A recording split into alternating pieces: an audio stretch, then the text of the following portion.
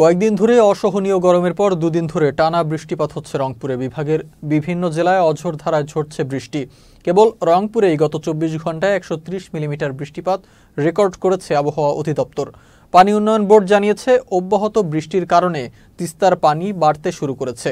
পানির চাপ সামলাতে তিস্তার 44 জলকপাট খুলে দেওয়া হয়েছে। আবহাওয়া অধিদপ্তরের তথ্য বলছে, শনিবারও রংপুর বিভাগ ও তৎসংলগ্ন উজানে অতি ভারী বৃষ্টিপাতের শঙ্কা রয়েছে।